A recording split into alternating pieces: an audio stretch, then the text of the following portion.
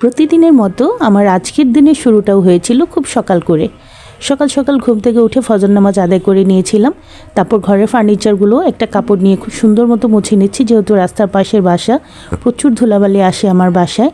তারপর এখানে ঘরটাকে খুব সুন্দর করে ঝাড়ু দিয়ে নিচ্ছি। তারপর দুটো ঘর একসাথে ক্লিন করে মুছে নিব, নাস্তা করে নিব। কাজ শেষ হলে তারপরে রান্না বান্না করব। তো আগে ঘরের কাজগুলো শেষ করে নিলাম। এই তো ঘরটা একদম গোছানো শেষ, দেখতে ভালো লাগছে। ঘর এলোমেলো থাকলে আসলে ভালো লাগে না, তাই ভালো মতো আগে ঘরটাকে পরিষ্কার করে নিলাম, বিছানাপত্র উঠিয়ে নিলাম। তারপর সকালে নাস্তা করেছি, নাস্তার ক্লিপটা নেওয়া হয়নি। নাস্তা করার পরে এখানে 1 কাপ গরম গরম চা খাচ্ছি। চা খেতে ভালোই লাগছিল। তারপর খাওয়া দাওয়া শেষ করে চলে এসেছি কিচেনে। আজকে রান্না করব হচ্ছে পোলাও আর চিকেন গ্রিল করব। এখানে আমি চিকেনটা ছুরির সাহায্যে একটু থেতো করে নিয়েছিলাম। আর এখানে আমি 2টো লেগ পিস এবং একটি ব্রেস্টেড পিস নিয়েছি। আজকে এগুলোই রান্না করব। এখানে আমি তান্দুরি চিকেনটা বানানোর জন্য ঘরোয়া একটা মশলা তৈরি করে নিচ্ছি। এখানে আছে জিরা, এলাচ, সরিষা, মৌরি, গোলমরিচ, তারপরে নিয়েছিলাম জয়ত্রী, তারপর পোস্তদানা, সব কিছু নিয়েছি। নিয়ে একটা মশলা আমি ব্লেন্ড করে তৈরি করে নিয়েছি। আর এখানে দিয়ে দিচ্ছি একে একে আদা রসুন বাটা, পেঁয়াজ বাটা, দিয়ে দিলাম হলুদের গুঁড়া, স্বাদ মতো মরিচের গুঁড়া। অতিরিক্ত ঝাল করব না, যেহেতু আমার বাচ্চারা খাবে। আর গোলমরিচের গুঁড়া তো দিয়েছি, তাই ঝালের ব্যালেন্সটা করেই আমি মশলাটা দিচ্ছি। তারপর এখানে সব কিছু দেওয়া হয়ে গেলে টমেটো সস অ্যাড করে দিচ্ছি। দেন দিয়ে দেবো এখানে আমি সয়া সস। সব কিছু দেওয়া হয়ে গেলে এখানে দিয়ে দেবো রান্নার রেগুলার তেল। সব কিছু দিয়ে হাতে খুব ভালো মতো মাখিয়ে নিব। এখানে একটু আচার অ্যাড করলে খেতে ভালো লাগতো, কিন্তু আমার কাছে কেন যেন আচারের ফ্লেভারটা ভালো লাগে না, তাই আমি এখানে সরিষা বাটা অ্যাড করেছি আর আচার অ্যাড করিনি। এই আর কি, আপনারা ইচ্ছা করলে আপনাদের মতো করে করতে পারেন। আমি ঘরোয়া মশলা দিয়ে আমার মতো করে তৈরি করছি। খুব সুন্দর মতো মাখিয়ে নিয়েছি। এবার ম্যারিনেট হওয়ার জন্য একটা ঢাকনা দিয়ে ঢেকে এটা আমি রেস্টে রেখে দিব, আর বাকি কাজগুলো সেরে নিব। এবার চুলোতে আমি পোলাও রান্নার জন্য পাতিল বসিয়ে দিয়েছি, আর পেঁয়াজটাকে ভেজে নিয়ে এখানে পোলাওর চাল দিয়ে দিলাম, সাথে এলাচ তেজপাতা দিয়ে চালটাকে কিছু সময় ভেজে নিয়েছিলাম। তারপর এখানে পরিমাণ মতো পানি দিয়ে দিলাম। তারপর পোলাওটা আমি রান্না করে নিব। এখানে কয়েকটা কাঁচামরিচ দিয়ে দিলাম, তারপর ঢাকনা দিয়ে ঢেকে দিলাম, এটা রান্না হতে থাকুক। আর এখানে আমি রান্না করব শাক, মানে রান্না করব না, এটা একটা ভর্তা হবে। শুটকি দিয়ে এই শাকটা আমি ভর্তা করব। খুব ভালো লাগে এভাবে খেতে, একদিন খেয়েছিলাম, খুব ভালো লেগেছে। তো এখানে আমি শাকটা ধুয়ে দিয়ে দিচ্ছি, তারপর শুটকি আর রসুন দিয়ে দিলাম, সাথে 2-3টা শুকনো মরিচ। ঢাকনা দিয়ে ঢেকে দিব। এটা সিদ্ধ হয়ে গেলে তারপর এটা শিলপাটায় বেটে ভর্তাটা আমি বানিয়ে নিব। বেশ অনেকটা সময় রেস্টে ছিল আমার এই চিকেন ম্যারিনেট করাটা। এবার আমি এখানে একটু পরিমাণ মতো তেল দিয়ে অল্প আছে এটা আমি খুব সুন্দর করে ভেজে নিব।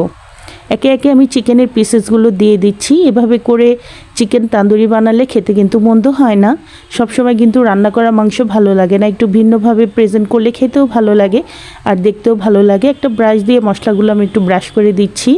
আর মাংসটা খুব সুন্দরভাবে আমি একটা ছুরির সাহায্যে থেতো করে নিয়েছি, যেন মশলাগুলো ভিতরে যেতে পারে। তো একটা ঢাকনা দিয়ে ঢেকে দিলাম এবং মৃদু আঁচ করে দিলাম, এটা আস্তে আস্তে হতে থাকুক। আর এইদিকে আমার সেই শাকের ভর্তাটা আমি বানিয়ে নিচ্ছি শিলপাটাতে। এটা খুব সুন্দরভাবে সেদ্ধ হয়ে গিয়েছিল। এই ভর্তাটা খেতে কিন্তু ভীষণ মজা লাগে। তারপর আমার চিকেন তান্দুরিটা রান্না হচ্ছে, আমি একটু উল্টে পাল্টে দিচ্ছি একটা চামচের সাহায্যে। এভাবে করে উল্টে পাল্টে একটু ধৈর্য নিয়ে অল্প আঁচে ভাজতে হবে, না হলে ভেতরটা কাঁচা থাকলে আসলে খেতে ভালো লাগবে না। আবারও একটু ব্রাশ দিয়ে আমি মশলাটা একটু উপরে দিয়ে দিচ্ছি ব্রাশ করে, তাহলে জিনিসটা আরও ভালো হবে। দেখেন দেখতে কতটা লোভনীয় লাগছে। কথা বলতে বলতে আমার পোলাও রান্নাটাও কিন্তু হয়ে গিয়েছে। পেঁয়াজ বেরেস্তা দিয়ে দিলাম, সাথে একটু ঘি অ্যাড করব, তাহলে এটা খেতে আরও ভালো লাগবে। তারপর এখানে আমি 2 চামচ পরিমাণ ঘি দিয়ে দিয়েছি। তারপর একটা ঢাকনা দিয়ে ঢেকে আরও 5 মিনিটের মতো দমে রেখেছিলাম। এই তো আমার পোলাও রান্নাটাও কিন্তু একেবারেই ডান। সব কিছু রান্নাবান্না কমপ্লিট করে ফেলেছি। ছেলেও স্কুল থেকে চলে এসছে, খাবার চাইছে বারবার আমার কাছে।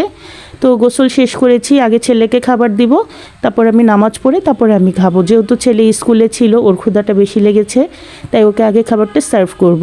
তো শুরুতেই ছেলের জন্য খাবারটা প্লেটে তুলে নিচ্ছি।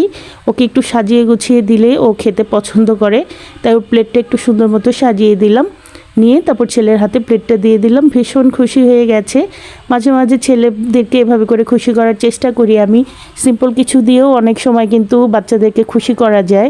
কিন্তু বসে বসে টিভি দেখছিল, এসে প্লেটটা হাতে দেওয়ার সাথে সাথেই খুব খুশি হয়ে গিয়েছে, আমাকে থ্যাংক ইউ জানাচ্ছিল। আপনারাও এভাবে ট্রাই করবেন আপনাদের বাচ্চাদেরকে খুশি করার। আমরা মায়েদের আসলে ভালো লাগে তখনই যখন আমাদের বাচ্চারা একটা খাবার তৃপ্তি নিয়ে খায়, সেটা দেখলেও না আসলে চোখের শান্তি লাগে। তো ছেলের খাওয়া দাওয়া চলছে, তারপর নামাজ শেষ করে আমিও খেতে বসবো। আমার আজকের ভিডিওটি ছিল এই পর্যন্তই। Thanks for watching this video. আমার নেক্সট ভিডিও দেখার আমন্ত্রণ জানিয়ে আজকে বিদায় নিব। আর যারা আমার ডেইলি ব্লগগুলো দেখতে পছন্দ করেন অবশ্যই আমার পেজটিকে ফলো করে যাবেন। তো আজকে বিদায় নিব। আল্লাহ হাফিজ।